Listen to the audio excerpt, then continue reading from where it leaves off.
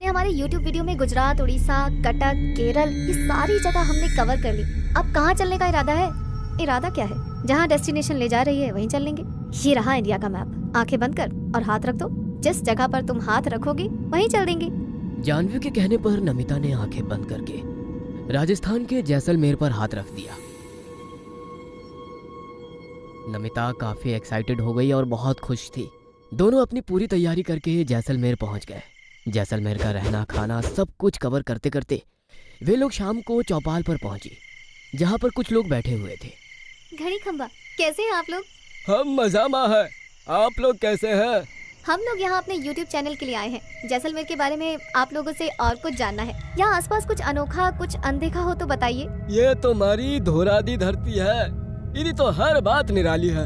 हर एक पुरानी हवेली और हर हवेली के साथ एक कहानियाँ। कितनी कहानियाँ सुनोगी? जानवी जो कैमरा पकड़े उन लोगों की बातें रिकॉर्ड कर रही थी, वो बोली, दादा साहब, हमें कोई ऐसी कहानी सुनाइए जो आज तक किसी ने न सुनी हो। एक ऐसा राज जिसके बारे में आप सबको बताना चाहें। यहाँ पर तो कदम कदम पर राजा महाराजाओं के राज छिपे हुए हैं, जिसके बारे में कई सारे लोग जानते हैं। मगर आज भी रीत रानी के महल का राज है, उसके बारे में कोई नहीं जानता। रीत रानी का महल, इसके बारे में तो कभी नहीं सुना। वो व्यक्ति कुछ बोलता, उसके पहले दूसरा व्यक्ति उसे खामोश करने के इरादे से बोला, चल भाई, सारी रात यहीं बैठा रहेगा, घर नहीं जाना। फिर वो व्यक्ति नमिता की ओर देखते हुए बोला, राम राम सा, अब सुबह मुलाकात होगी।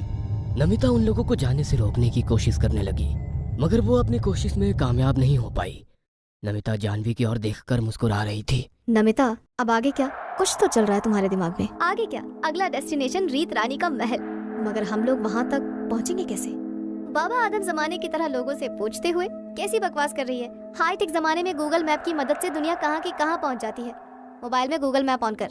नमिता के कहने पर जानवी अपने मोबाइल में गूगल मैप ऑन करके रीत रानी का महल ढूंढने की कोशिश करने लगी। लोकेशन के हिसाब से वो महल करीब 4 किलोमीटर दूर था। अरे, ये तो यहाँ से 4 किलोमीटर दूर है। आसपास कोई टैक्सी भी नहीं दिख रही। ओला बुक करने में टाइम लगेगा। ऐसा करते हैं, कल सुबह चलते हैं। वैसे भी दिन भर की थकान हो गई है।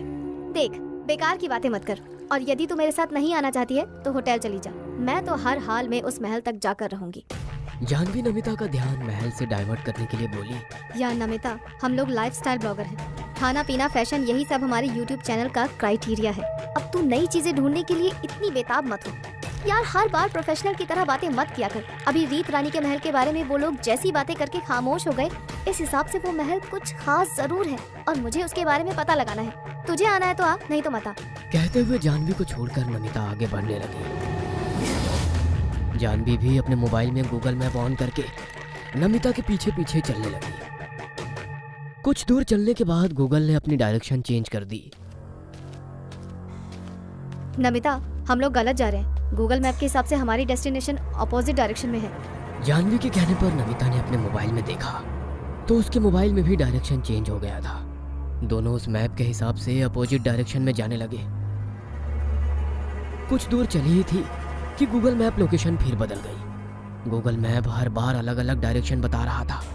दोनों कुछ कदम चलती और लौटकर वापस वहीं आ जाती। दोनों हैरानी से एक दूसरे की ओर देख रही थी। यार, लगता है आज नेटवर्क का इशू हो रहा है। मगर फिर अब क्या करें? वही जो बचपन में किया करते थे, inky pinky ponky father had a donkey. इस ओर चलते हैं, ये रास्ता ही सही है। दोनों उस ओर बढ़ने लगे। कुछ दूर जाने पर ही उन्हें एक बुजुर्ग नजर आया,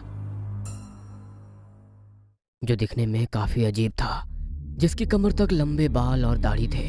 चेहरे पर ढेर सारी झुर्रियां। लकड़ी टेकता हुआ वो धीरे धीरे उनकी ओर बढ़ रहा था। कौन हो तुम? रात के इस वक्त यहाँ पर क्या कर रही हो? बाबा, हम लोग रीत रानी के महल में जा रहे हैं। सुना है वहाँ कुछ खास है। रीत रानी का महल? यहाँ पर लोग उसके बारे में बात करना भी पसंद नहीं करते, और तुम लोग उस महल में जा रहे हो। लौट जाओ, वापस लौट जाओ। बाबा, लगता है आपका दिमाग खराब है। हमें आगे जाने दो। अगर बाबा मना कर रहे हैं तो कोई तो कारण होगा। क्या आप बता सकते हैं बाबा कि आप हमें जाने से क्यों मना कर रहे हैं? रीत रानी यहाँ के राजा की सबसे प्रिय रानी थी। उसके लिए राजा ने अलग महल का निर्माण किया था। सारी सुख सुविधा मौजूद थी, मगर रीत को राजा शारीरिक सुख नहीं दे पाता था। उसी की तलाश में रीत राजा के सेनापति की ओर आकर्षित हो गई। एक दिन रीत और सेनापति दोनों महल में एक साथ मौजूद थे। तभी वहां राजा आ गया। दोनों को प्रणय की अवस्था में देख राजा क्रोधित हो उठा और गुस्से में उसने इस महल को आग लगा दी। रानी के वियोग में राजा भी ज्यादा दिन जिंदा ना रह पाया। मरते मरते उसने इस महल को श्राप दिया कि जो कोई भी इस महल में जाएगा जिंदा वापस नहीं आएगा। उसी राजा के श्राप के कारण अब कोई महल में नहीं जाता। कहते हैं हर रात वो महल जिंदा हो जाता है और उस रात की कहानी दोहराता है। क्या बकवास है ये सब कुछ? राजा ने श्राप दिया था तो अब तो राजा ही जिंदा नहीं है, तो कैसा श्राप? मैं नहीं मानती ये सारी बातें। कहते हुए नमिता जानवी आगे बढ़ने लगी।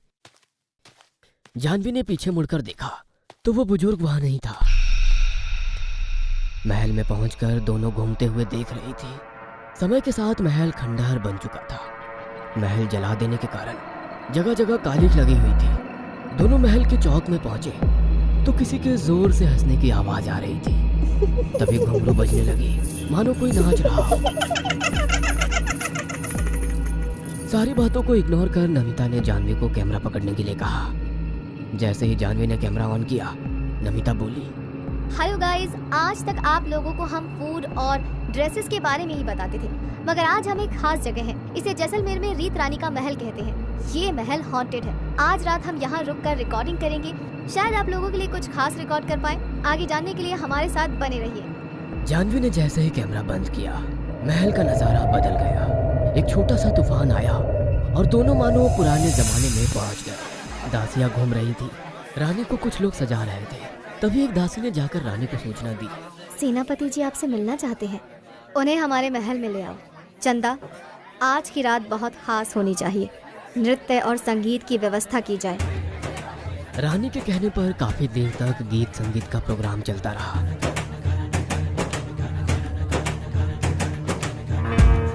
फिर जैसे ही सेनापति रानी के साथ उसके कमरे में पहुंचा, थोड़ी देर में राजा आ चुका था। नमिता राजा को देखकर हैरान थी, क्योंकि ये वही बुजुर्ग था जो थोड़ी देर पहले उन्हें महल के बाहर मिला था। उन दोनों को साथ में देख क्रोधवश राजा ने महल को आग लगा दी। पूरा महल चीखों से गूंज उठा। जलते हुए लोग दूर भाग रहे थे। 2-3 लोग तो उनके करीब से भी गुजर गए। पूरा महल जल चुका था।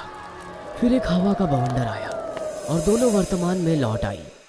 जानवी, तूने देखा क्या था वो सब कुछ? सपना या हकीकत? कुछ समझ ही नहीं आ रहा।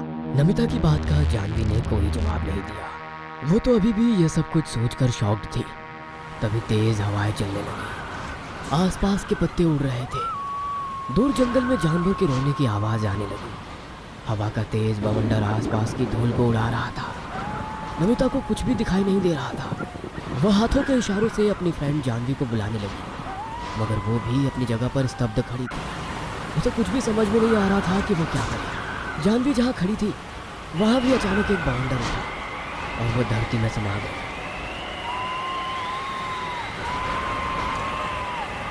नमिता अपना हाथ बढ़ाकर उसे पकड़ने की कोशिश कर रही थी कि उस जगह पर भी एक बवंडर उठा और दोनों अपनी जगह से गायब थी। दूर खड़ा बुजुर्ग मुस्कुरा रहा था।